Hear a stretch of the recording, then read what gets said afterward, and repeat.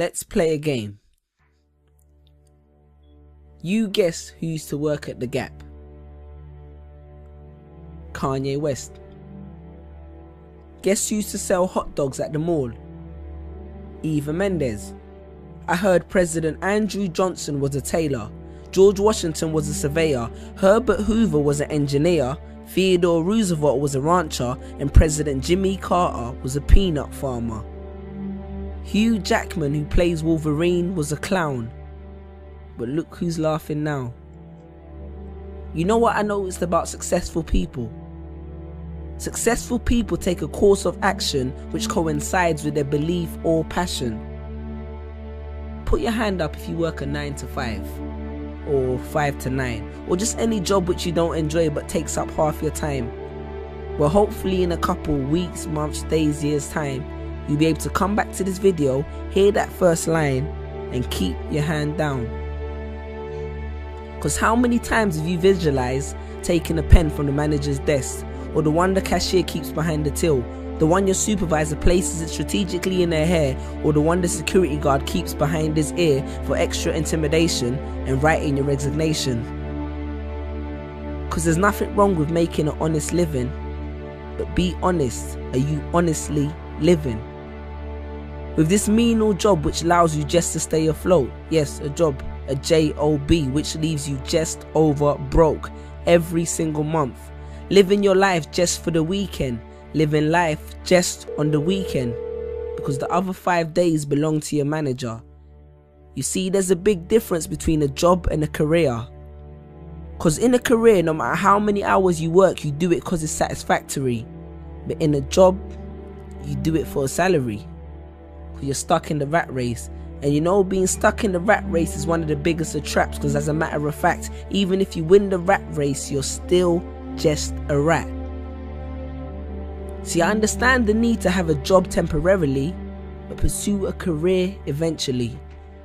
Because in my job, I used to sell at least 200 shoes a day, and none of that was ever reflected in my pay. One of my colleagues once made the company $5 in 1 month, and you know what he got? An email, a £20 discount voucher, and a complimentary lunch. And you think you're safe because your job is commission based, until you've been working there for 3 years and the secretary with the short skirt gets a promotion because her and the boss went for dinner real late. I'm sure you can relate. But wait, are we still happy with an extra week holiday and a raise in a salary? Perhaps we need more clarity. Let's look at the statistics. Because the Industrial Revolution was beneficial technologically, but it coerced a lot of people into factories for ridiculous salaries to benefit their families, and that shaped people's mentalities exponentially, and essentially it became the norm to work for someone else by the turn of the century. And I could have regurgitated facts and figures to support this, but I choose not to boast. Plus that would give them nothing to write about in the Huffington Post. Now in 3 years I've had 6 jobs, and that made me think that long term I could never be happy working one of these jobs.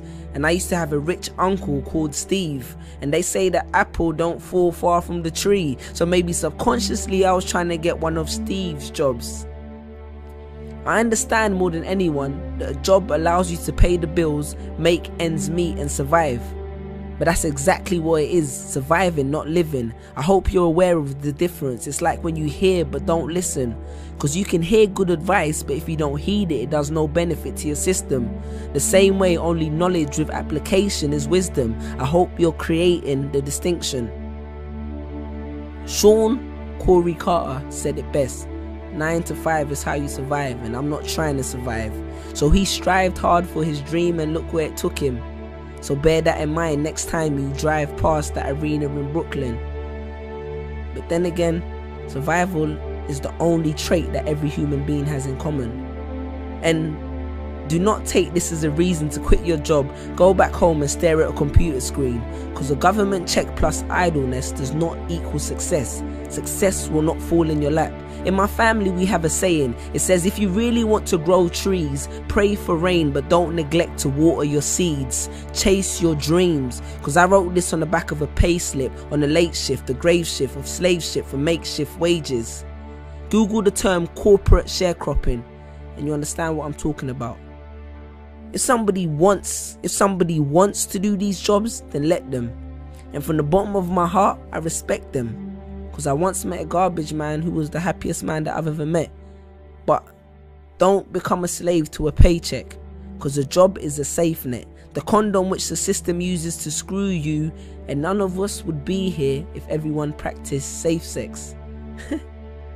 Stand tall.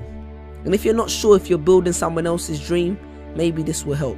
Jerry Giles said, "You will recognize your own path when you come upon it, because you will suddenly have all the energy and imagination you will ever need."